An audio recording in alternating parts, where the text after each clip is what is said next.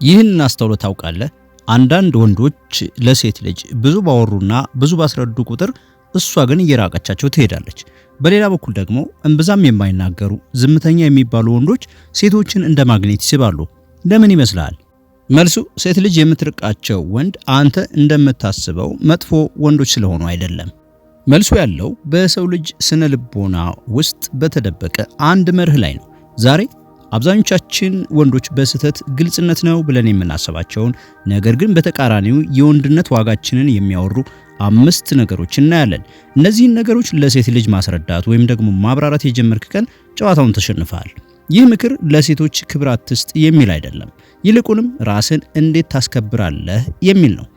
እስከ ቪዲዮ መጨረሻ ድረስ ከቆየህ በተለይ ደግሞ በቁጥር 5 ላይ የምነግርህ ነጥብ እስካሁን በግንኙነት ውስጥ የሰራኸውን ስህተት በአንዴ የሚቀይር የጨዋታ ህግ ነው። ሰብስክራይብ ካላደረግ ሰብስክራይብ አድርግና በቀጥታ ወደ ነጥቡ እንግባ። የመጀመሪያውና ትልቁ ስህተት ለምን አንድን ነገር እንደማትፈልግ ወይም እንደማታደርግ ለማሳመን መሞከር ነው። ይህ ወሰኖችህን ያለማብራራት መብትን የሚጥስ ነው። ወሰን ወይም ባውንደሪስ ማለት አንተ በህይወትህ የምትቀበለውና የማትቀበለው ነገር መስመር ማለት ነው። ለምሳሌ ቅዳሜ ምሽት ከጓደኞች ጋር የእግር ኳስ ጨዋታ ለማየት ፕሮግራም አለህ እንበል። እሷ ደግሞ በዛ ሰዓት እንድታገኛት ትፈልጋለች። ብዙ ወንዶች እዚህ ጋር ይሳሳታሉ። የኔ ቆንጆ ታውቂያለሽ፣ ዛሬ በጣም የምፈልገው ጨዋታ አለ፣ ጓደኞቼን ከነገርኳቸው ቆየው፣ እባክሽን ተረጅኝ እያሉ ይለምናሉ። ይህ ማብራሪያ ነው። በስነ ልቦና ውስጥ ኦፐረንት ኮንዲሽኒንግ የሚባል ጽንሰ ሐሳብ አለ። ሰዎች ለአንድ ባህሪ ሽልማት ሲያገኙ ያንን ባህሪ ይደግሙታል። አንተ ወሰንህን ለማክበር ስትል ማብራሪያና ምክንያት ስትደረድርላት ለሷ ይህንን መልእክት እያስተላለፍክ ነው። የኔ ውሳኔዎች ክፍት የድርድር ውሳኔዎች ናቸው የሚል ነው።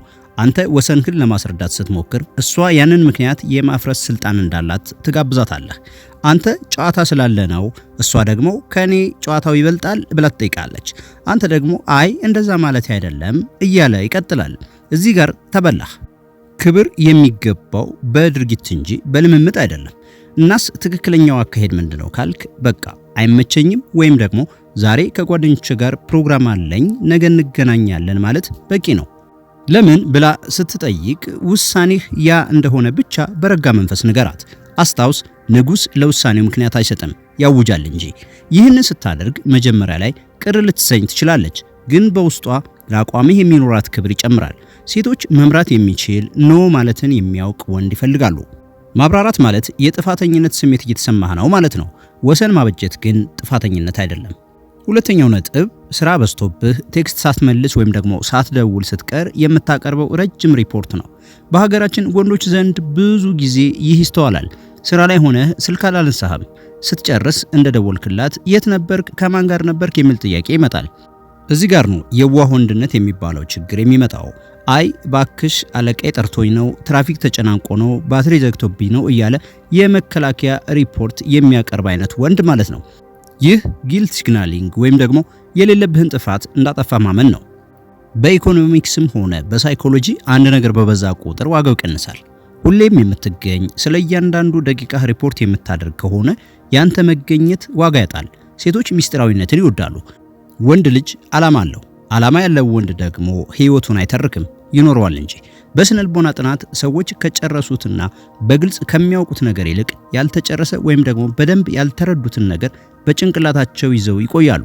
የት እንደነበርክ በዝርዝር ስትነግራት ሚስጥራዊነቱን አጠፋው ማለት ነው። እሷ ስላንተ የምታስብበትን እድል ነፈካት ማለት ነው። ስለዚህ ቢዚ ከነበርክ ቢዚ ነበርክ፣ በቃ ስራ ላይ ነበርኩ አሁን ተገናኘን ማለት በቂ ነው። ይቅርታ መጠየቅ ያለብህ በእውነት አጥፍተህ ቀጠሮ ካሳለፍክ ብቻ ነው። ነገር ግን ዝም ብለህ በጠፋህበት ጊዜ ሁሉ ማብራሪያ መስጠት የኔ ህይወት ካንቺ በታች ነው እያልካት ነው። ዓላማ ያለው ወንድ ይጠፋል፣ ይሰራል፣ ተመልሶ ይመጣል። ይህንን ጠንካራ መሆንክን ስታሳይ ጊዜ ውድ እንደሆነ ትረዳለች። ሶስተኛው ነጥብ ብዙ ወንዶችን ከግንኙነት ገበያ የሚያወጣ ነው። መመዘኛዎችህን ለድርድር ማቅረብ። መመዘኛ ወይም ስታንዳርድ ማለት ምን አይነት ባህሪን ትታገሳለህ፣ ምን አይነት ባህሪን ደግሞ ይዘህ ትሄዳለህ ማለት ነው። ለምሳሌ አንተ ውሸት አትወድም እንበል። እሷ ዋሽታ ተገኘች። አብዛኛው ወንድ የሚያደርገው ምንድነው? እንዴ ለምን ትዋሻለሽ? ውሸት እኮ ጥሩ አይደለም። እኔ የምፈልገው ታማኝ ሴት ነው እያለ ይሰብካል። ወዳጄ አንተ ፍቅረኛዋ እንጂ የሃይማኖት ትምህርት ቤት አስተማሪው አይደለህም።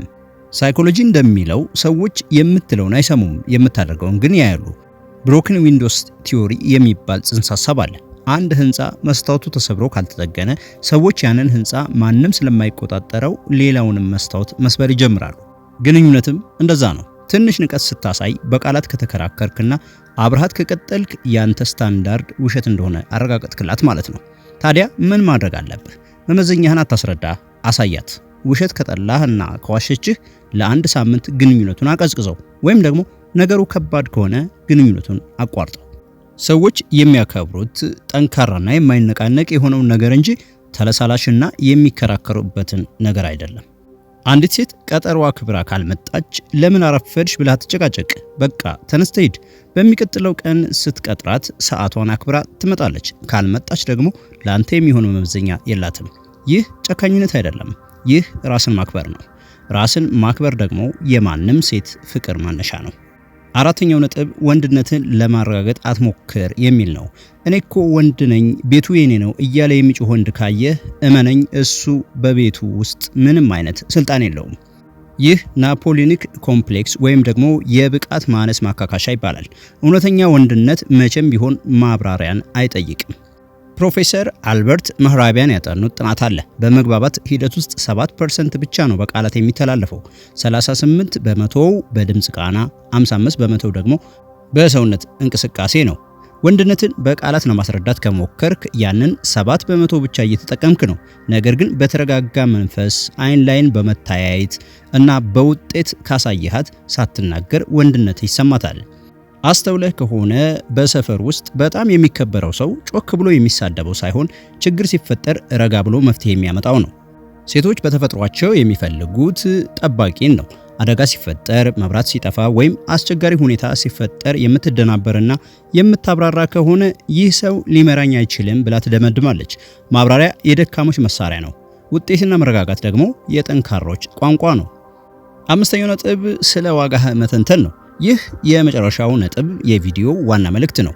እኔኮ ጥሩ ሰው ነኝ፣ እኔኮ የተማርኩ ነኝ፣ እኔኮ እንዲህ አደርግልሻለሁ እያልክ ዋጋህን የምትዘረዝር ከሆነ ዋጋ እንደሌለህ እያረጋገጥክ ነው። በባዮሎጂ ሲግናሊንግ ቲዮሪ የሚባል ነገር አለ።